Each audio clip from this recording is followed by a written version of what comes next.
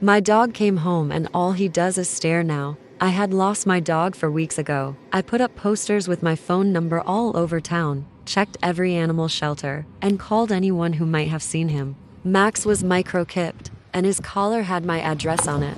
I kept hoping that one day I'd get a phone call or hear a knock at the door from someone bringing him home, but nothing ever happened. Eventually, I convinced myself a car must have hit him. Then one afternoon, I saw him sitting on my front porch, patiently waiting by the door. His tail wagged wildly the moment he saw me. I couldn't believe it. I was so happy that my best friend had finally come home. As soon as I opened the door, he jumped up excitedly. I patted his back, but something brown smeared across my hand. It was sticky and smelled weird. I figured he'd just gotten into mud or something while surviving outside. I brought him in and filled his food and water bowls. He wasn't interested in eating, but he drank plenty of water. I assumed he was just anxious after being gone for nearly a month. He smelled terrible. I decided to give him a bath. He resisted getting into the tub, but eventually climbed in after I insisted. As I poured warm water over him, dirt and black grime streamed into the drain. I couldn't believe how filthy he was.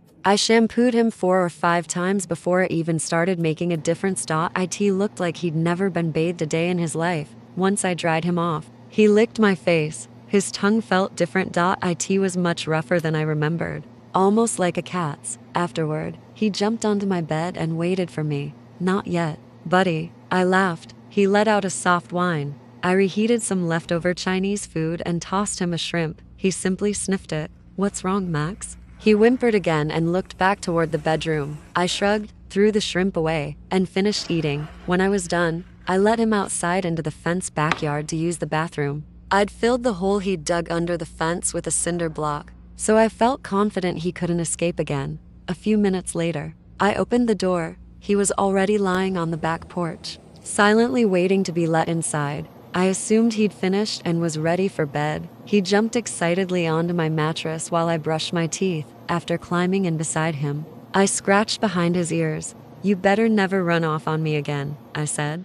"I missed you every single day," he answered, with a whistle like wine. I turned off the lights. For the first time in weeks, I felt completely at peace. I fell asleep almost instantly. The next morning, my alarm dragged me awake. For some reason, I felt lightheaded. Max was still curled up beside me. I let him outside, got ready for work, and headed to the bank where I worked as a teller. I couldn't stop smiling. My best friend was finally home. While walking through the office, I bumped my wrist against a desk and felt a sharp sting.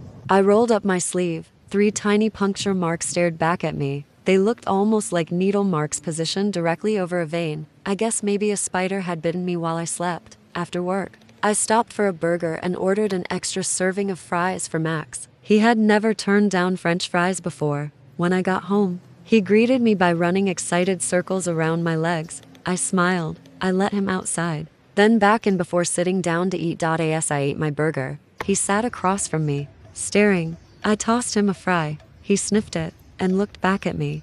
"What is wrong with you?" He simply whimpered and looked toward the bedroom. Maybe he was sick. I called the vet and explained that Max hadn't eaten anything since coming home. The earliest appointment they had was today's. Away. I booked it.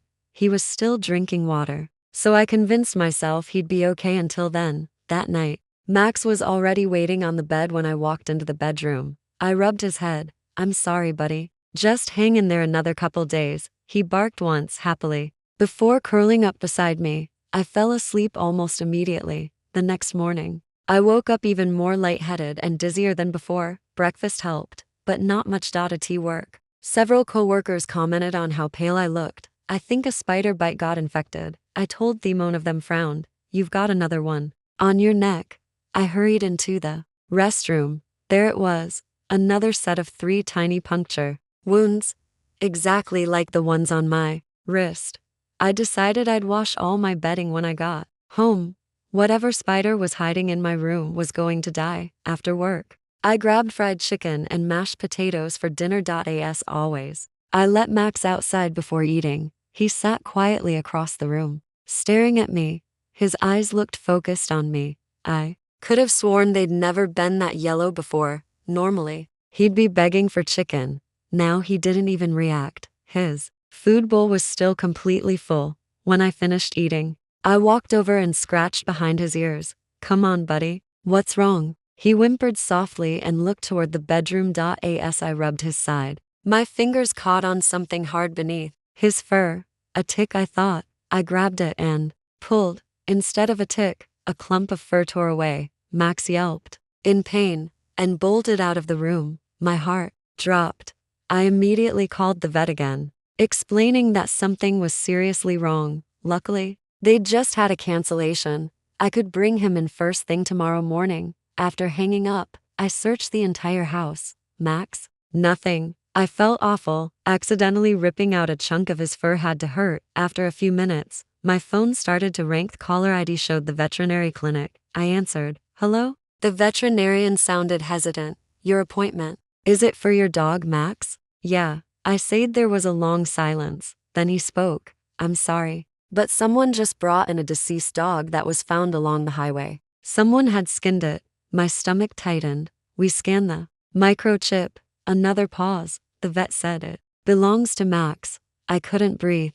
That's impossible. While I was still standing there with the phone pressed against my ear, I noticed my front door was wide open. I was certain I'd closed it. I walked toward it. Outside, sitting on my porch, was a large pile of bloody fur. Lying beside it was Max's collar.